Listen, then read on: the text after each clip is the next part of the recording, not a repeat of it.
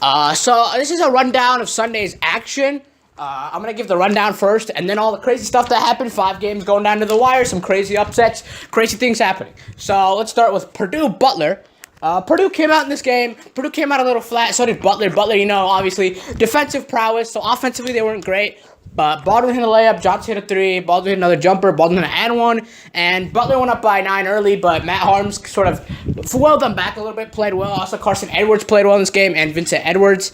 And so Matt Harms hit some free throws, Edwards hit a layup, Edwards free throws, and then later in that quarter, Harms would hit some free throws to put Purdue up 31-30, and they just rode this momentum to a lead at 40-36 at the half. A good first half for the Boilermakers. No Isaac Cost in this game, obviously. They were able to adjust very, very well. Like, their adjustments, they were able to adjust very well. Obviously, defensively, it's going to be a huge loss for them, even going ahead in the tournament. But defensively, I think they looked all right. They didn't look too bad. Obviously, 36 points is a lot of points, but it's a tournament. So you're gonna adapt and you're gonna adjust. So let's just give Purdue a chance there. So second half starts, Butler goes on their little 5-0 run. McDermott tipped Martin 3, so they're up by 1. Then Purdue comes back with the run of their own to go up by 7. Matthews 3, Thompson jumper. And they just, they're executing at the high level. So Purdue once again goes on a little run, 54-51, they're up, and then Vincent Edwards hits 3, and then they get a layup by Carson Edwards, and then they get another layup by another guy, and they're up by 10. So then Vincent, they'll go up by 10 again. Vincent Edwards some free throws, Thompson's a layup. Purdue's up 70-60 at this point. Butler comes back with a nice little run with a jumper, layup by McDermott, and a free throw by Jorgensen. So the lead gets cut down to 5. Lead goes up to 8 again. Then comes Butler again, a Jorgensen layup, Martin free throws, McDermott layup. So they cut the game to 6. A little 6-0 run here. It's late. It's late in the game now. Second half, things are heating up. Baldwin missed the layup. It got blocked. Amazing block by Vincent Edwards. And then Martin had a clean look at a 3, and he squandered it. It missed. So Purdue got the rebound. There was a nice little defensive sequence for Purdue. If you saw the play, he passed the ball to Mathiang. And Mathiang caught the ball and just shot it off a screen. And a great shot, great play design by the Boilermaker coach. He really knew what he was doing here. A great play design just by him to use his brain and be able to find a play for one of his best shooters on the team. And he found a really good shot from Mathiang, and that put the game out of reach, 76-71. And then after that, it was kind of late. Martin had a great effort for Butler with 29 points, but Matt Harms played a crucial 29 minutes in this game. They made a joke about his hair product on TV. It was funny. It's funny. His hair product was funny. I will admit that was hysterical to me. The hair product stuff was funny.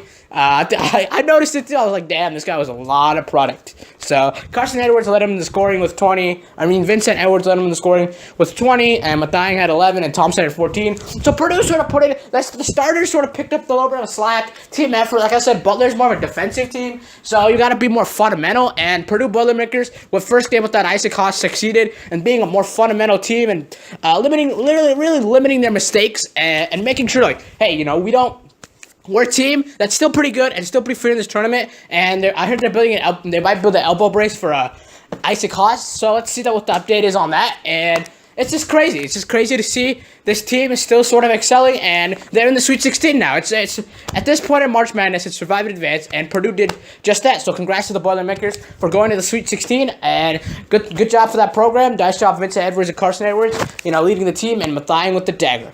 Okay, so the second game of the evening was Syracuse, Michigan State. Sorry about that. Syracuse, Michigan State. So what happened in this game was Syracuse.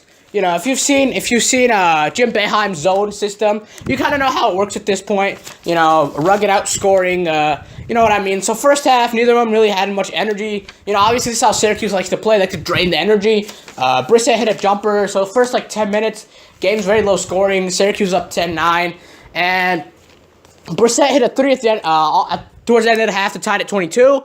But if you saw this shot, this was really amazing. So McQuaid is fading back, misses the 3. It's blocked in his face. He catches it back and then just chucks it back up and goes in. So after this, I feel like Michigan State had all the momentum. At the end of the first half, they went up 25-22, and they were really playing well. They were starting to excel, and against his own, 25 is good, and sometimes you just have a better half. But were we ever wrong? Second half came, they hit a three. I thought that would shift the momentum, but a quick foul and Brissett went to the line and got the three back. So Michigan State kept the lead for most of the time. They kept the lead until 4 minutes left in the game, where they finally squandered it. And before this, Frank Howard, one of Syracuse's best offensive players, went out because of foul trouble, so he was no longer available in the game for the Syracuse Orange. So Syracuse had to sort of work around that as well. Syracuse had to work around the fact they didn't have their leading scorer for the last 6 minutes, and their big men were in foul trouble all night, even in the first half. Chukwu and Sibindi. So they stayed in the lead until 4 minutes left. They missed a lot of open shots. Bridges and Winston missing a bunch of open shots, missed opportunities, and they went up. Battle hit some free throws, and they went up. So, good job for them. And Syracuse went on a little run there. Battle hit some free throws. Brissett hit a jumper. Dolezaj hit some free throws. Stimby hit a free throw. 7-0 run for the Qs. They went up by 2, 50-48. They would keep this lead for good. Michigan State hit a free throw. And, what happened here was there was a missed layup, and then Bridges missed a list layup, and Langford clanked an open three. I was watching this game. Some of these shots were terrible. They just played absolutely garbage. And then Battle hit a clutch jumper with 49 seconds to go. Great jumper, putting them up by 3. But this ending of this game was crazy. So Miles Bridges had a clean look at 3. He missed it, gave it to Langford. Langford missed the layup. It got blocked, and then the jump ball came.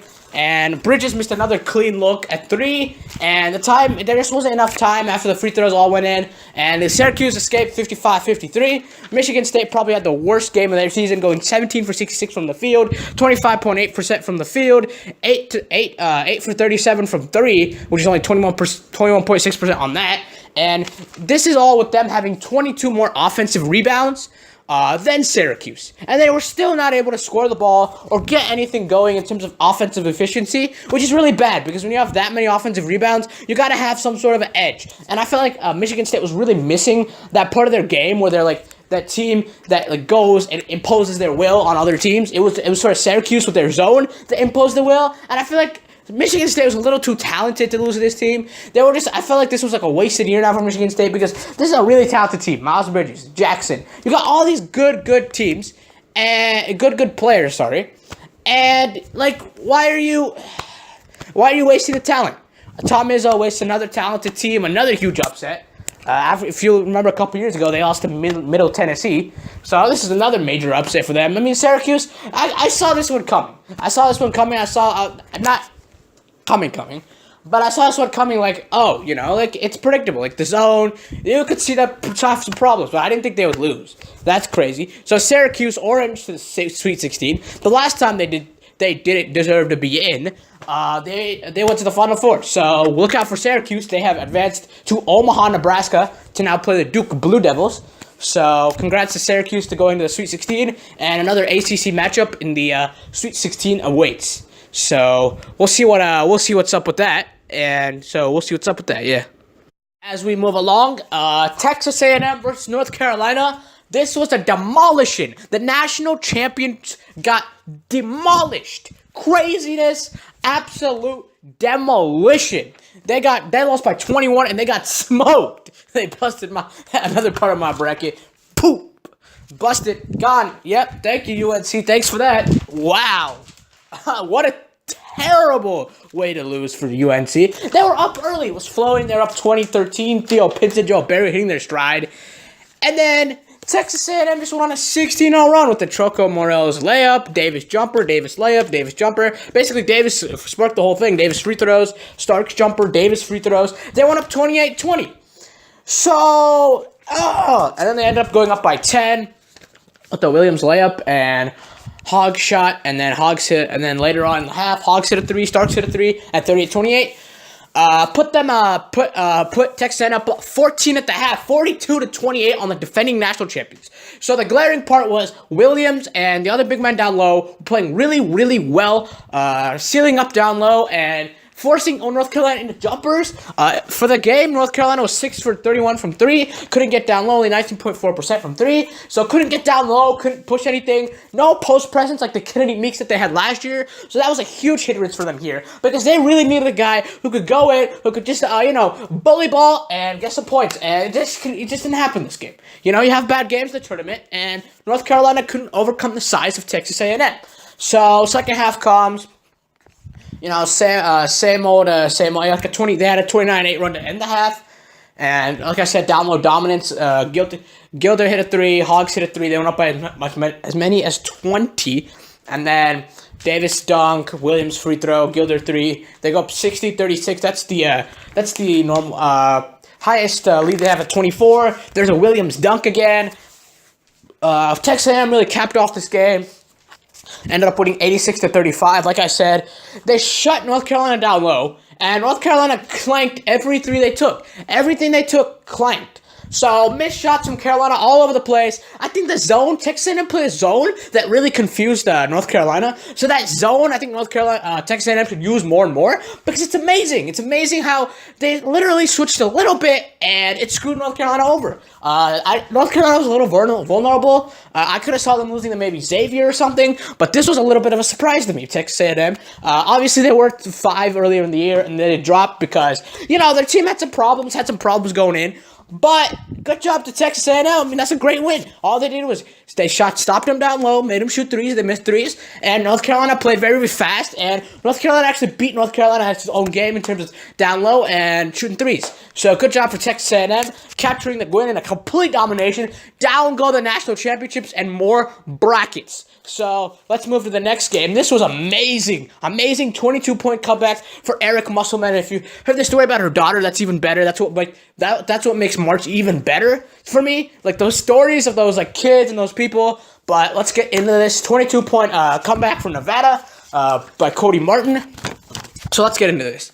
Obviously, starting out, Cincinnati started out 10-zip. Washington hit a jumper. Cumberland hit a couple of 3s. And Washington hit another jumper. So Cincinnati's up 10-zip. Cincinnati started out very fast. Evans hit a layup. And then Washington had a dunk. So Cincinnati went up 18-4. And then Cincinnati also went up by as many as 16 in the first half. 17 had a very 3. And then a layup and an N1 for Brooms. And Cumberland 3 put them all the way up to 17. So, it's not flowing well from Nevada. They're calling a bunch of timeouts in the first half. They're mad. Eric Musselman is a little frustrated at his team for not putting in a little bit more effort because you got to put in more effort. You just have to, in these type of games, this type of effort is needed. And early on, Nevada did not have it at all. And they started coming back. They started chipping, and Stephens hit a 3, Martin hit a jumper. They cut the lead all the way down to 7, but it went up all the way back up to 12 by halftime. Martin hit a jumper to end off the half. So 44-32 at the half, Cincinnati's up. Second half was where all the craziness happened. Like I said, 22-point comeback. So 59-42, Cumberland hits a jumper, puts Cincinnati up by 21. Then Cumberland's flowing. He's playing really, really well. Hits another layup. Cincinnati goes up by 16. And then 65-43. They go up 65-43. And Nevada responds with a 16-0 run by Cody Martin. What a game, man. This is where the games really heated up. Cumberland hit a bunch of shots. Cincinnati was really flowing. And Nevada, this is where Nevada clamped down. Nevada called timeout. They clamped down, and this was amazing. So Cody Martin hit a jumper. Stephens hit a 3. Cody Martin hit a jumper. Stephens hit a 3. Martin layup. Martin free throw. Martin 3. And the whole stadium was buzzing after Martin hit that 3. They cut it to 6. The lead's down. 16-0 run for Nevada, and they did it. They were down against Texas, 14 points, and now 22. And then what a game for Nevada, man. Nevada played really, really well. Another key was the coach of Cincinnati not taking out Cumberland after 4 fouls. Cumberland was sort of an offensive anchor for Cincinnati, and I don't know why he didn't take him out. You have to not listen to your player, and you have to be a coach. And I think this is where he failed as a coach. So he did not take Cumberland out after his 4th foul, and Cumberland fouled out with 4:04 left. Cincinnati was obviously still up 8 at that point. Then Nevada comes up, Hall hits a layup, Martin hit a layup, Martin hit a free throw, and Cincinnati's lead cut to 3. They hit a shot, and they went up by 5. See, the problem is Cincinnati went really cold late in this game, and they shouldn't have went cold because they were hitting every shot before then. Cumberland was flowing. Right when Cumberland got in free throw trouble, the whole team got screwed. The whole team, only 8 points thereafter. So let's get to this game. Carolina hit a layup. Then Cody Martin hits a clutch 3. Clutch 3, wide open, nails it. So Martin tries a jumper, misses. Hall gets the rebound, dribbles up put up a little hook shot. It goes in. So Nevada's up by 2. First lead of the entire game for them. Like I said, Cincinnati dominated this entire game, but Nevada led for 10 seconds, and they still won this one. So on the other end, Cincinnati commits a turnover, and Nevada steals one. They had a 32-8 run to end the game, and they stole one. They basically stole one from Cincinnati. This is why the tournament is so great, because you got these players, you got these teams who you've never heard of making comebacks and making amazing things happen. And Nevada, you watch them play the game. Cincinnati is so much better defensively. They're more disciplined. They play smarter. Cumberland doesn't usually do that stuff in terms of foul trouble. But this is the tournament. Like I said, survive and advance. So that's the problem here. If you don't survive and advance, you won't be able to keep going. So they didn't work for Cincinnati. Obviously, I think they lacked too much. Like I said, 32-8 at the end of the game. That 2 you're up by 22 points. They started coasting a little bit. They started looking ahead, and it didn't work. It didn't work for them. They were like, "Oh, we can't do this," and it just didn't work. So they got smoked. They got smoked in their own stadium, not their own stadium, but they got smoked. After they went up, they got smoked in terms of runs. So good job for Cincinnati choking. Good job to Nevada for actually winning the game. Good job, Nevada. Cody Martin, Eric Musselman. Now they get to go face Loyola Chicago, who also had a miracle of their own last week. Saturday. So 2 miracle teams, 2 upset teams. We'll see what happens to that one. That one's very interesting. Okay, Clemson versus Auburn. Oh my God, this game was unviewable. It was tied at 13-13. Clemson went up 43-19. Clemson's guards did not miss a 3. Everybody flowed on Clemson. Nobody on Auburn hit a shot. Bruce Pearl's team looked completely terrible, undisciplined, didn't know how to play. They looked like they didn't know how to play the game of basketball. It was really pathetic the way they melted down. Really, really sad, really pathetic. It's just, I don't know how, as a basketball team, you have to have some sort of integrity. And that's just terrible that they just didn't have any sort of fight. And it was Bruce Pearl's birthday, too. That's the worst part about this. It was Bruce Pearl's birthday. And they screwed it up. They didn't win. They had to go out and they had to get the win. And they couldn't do it. They just couldn't do it. It was terrible, man. It was absolutely terrible. They had a chance to steal this game had they have been disciplined. But they did not. And Clemson went on a huge-ass run. And ended the game, basically blew them out, hit every 3 imaginable. Auburn did not play discipline at all. Offensively, their sets did not work. And in fact, I thought Auburn would lose to Charleston, but they got lucky in that game. And they didn't get lucky in this one. Clemson's a better team. They played in a better conference at the ACC. So Clemson is prepared for anything that they get thrown at. It's just upset, and that's what happened here. They were just prepared. Came in with a better game plan. Defensive game plan worked, so good day. So now we're going to get to the sort of afternoon sort of slate. But yeah, I will. Let me look. Afternoon slate. UMBC versus Kansas State. Kansas State got one. They played really, really well defensively. Barry Brown shut down Jarius Lyles. He only went 4 for 15. UMBC as a team only shot 29.8%. Bruce Weber's team defensively is very, very good, and that's what they did. But early on, UMBC was hitting shots. Lyles hit a jumper. Lamar hit a 3. Lyles hit a jumper. UMBC went up by 7. Then Grant hit a 3. So UMBC was up 10-2 early. But Barry Brown just wouldn't let him lose this one. Barry Brown, who was tasked with guarding Marcus Foster, shut him down, and Brown hit some free throws, made one layup, Sneed layup, and K-State went up 15-14, and they never looked back in terms of the lead. They just kept that lead going. Towards the end of the half, Brown hit some free throws, Brown hit a layup, Brown hit a jumper, and then they just kept going up, hitting crunch shots. Like I said, Barry Brown was the star for this team, so good for him. K-State went up 25-17, then UMBC gets some points by Grant free throws, and K-State's up 25-20 K-State.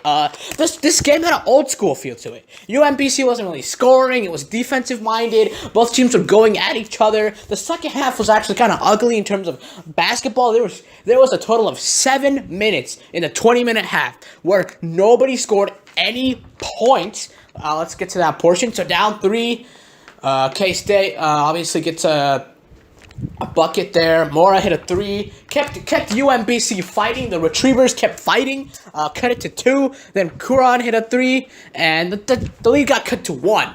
So this is where this huge, sloppy basketball, turnovers, steals, they're moving too fast. Both teams aren't operating offensively, so there goes a huge dry stretch of 3 minutes with no scoring at all. And K-State finally broke that with the layup by Daera and went up by 3. And then another stretch came. 4 minutes, sloppy basketball, turnovers, not executing, UMBC missing open shots. Sherburne didn't really play well. Like I said, Jarius Lyles, their hero from the last game, 4 for 15. Barry Brown did a great job on him. I'm giving Barry Brown all of the credit. And then Maywon hit some free throws, Stokes hit a jumper, and K-State went up by 7. But Nope. K-State went up by 5, but UMBC just wasn't giving up. UMBC, Lyles hit a free throw, Lyles hit a 3, cut it to 1, but then Snead came back with a dunk, and Brown hit a jumper, so it went up to 5 again. K-State went up by 5. Lyles tried his best. Like I said, Lyles was held. He hit a jumper, cut the game to 3. So this is a major defensive possession for UMBC as they didn't score again. So Snead went up, hit a little jumper, and 5-point game with about a minute to go. You knew it was over by then. The game was too defensive-minded. UMBC didn't play well. They obviously closed it out with some free throws and got the win. So the Retrievers are done. The first 16 seed ever to beat a 1 cannot beat the 9 seed K-State. Probably because K-State was more defensively disciplined.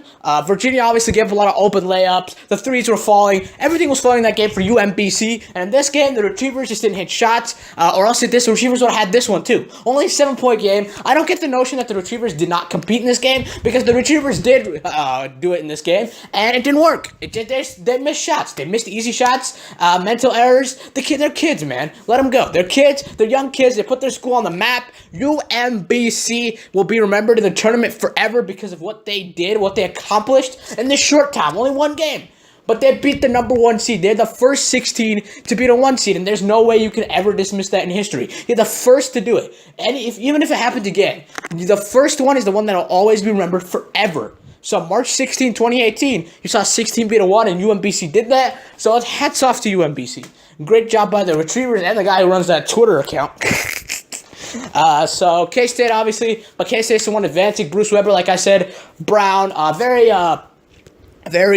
intelligent coach, intelligent defense, a very good disciplined team. So good job to K-State, even though they beat my Blue Jays. Good job to K-State. They played well. They had a better game plan, and they got it done. So good for them executing game plan on defense. And now they advance to get smoked by Kentucky. Play Kentucky. Come on, let's be honest. We are all thinking it. So yeah, so Xavier, so I'm moving to the next one. Xavier, Florida State.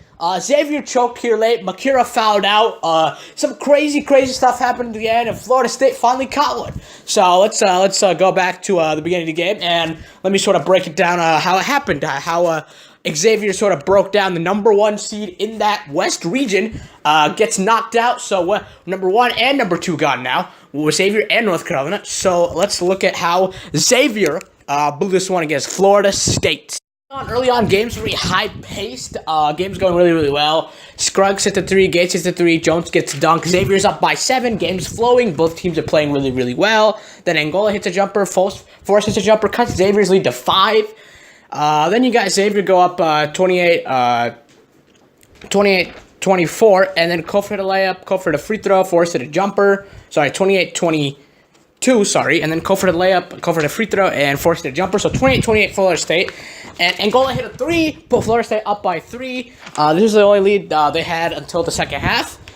Then Makira hit a 3, blew it, hit some free throws, 34-32. They were plagued by some foul trouble. Some foul trouble is the problem in this game. They had the flow, they had the game, and some of the foul trouble affected them in the second half. So let's move there, because that's where the main event sort of happened. Gooden layup, and Xavier went quick strike, 5-point game, quick strike to make it 11. Then Forrest hit a free throw, Savoy hit a 3, they cut it down to 6 again. But like I said, Xavier was persistent. They hit a layup.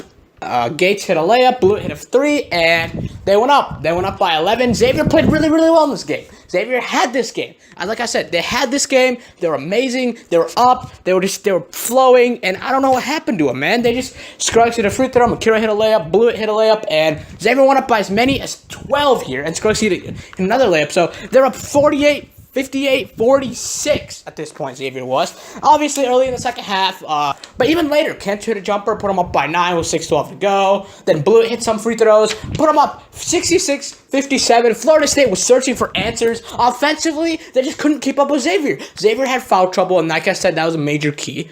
But Xavier offensively was still flowing really well. Team was playing well. They were getting stops. They were playing well defensively, flowing. Blewett, Makira. I think what happened was, like, they didn't really have a true guard in this game, and I feel like that sort of hurt them too as well. So Florida State comes back, they get a jumper. Then Forrest gets a layup. Forrest gets a steal and a layup and one. Bam! 7-01 Florida State cut the ball game to 2. So good job for them. And then some guy called Camilo gets a tip and a layup, and the game is tied at 68, 11-2 run for the Florida State Seminoles, and they tie the game at 68. Then Scruggs hits some free throws for Xavier. Xavier goes up by 2. Now, here's where it happens. Pass the ball, Savoy for 3. This is for the game for the Florida State, because they won't really get another position. Makira got fouled out by this point. Makira got fouled out with his 5th foul. Little moving screen action. This actually affected Xavier towards more at the end of the game. And Savoy hit a 3, put Florida State up by 1. Then Angola had a steal. Angola with those heads-up play, jump ball went to Florida State. So good job, Angola, with the steal. And Savoy hit some free throws, put Florida State up by 3. This is where the Makira fouling out affecting them.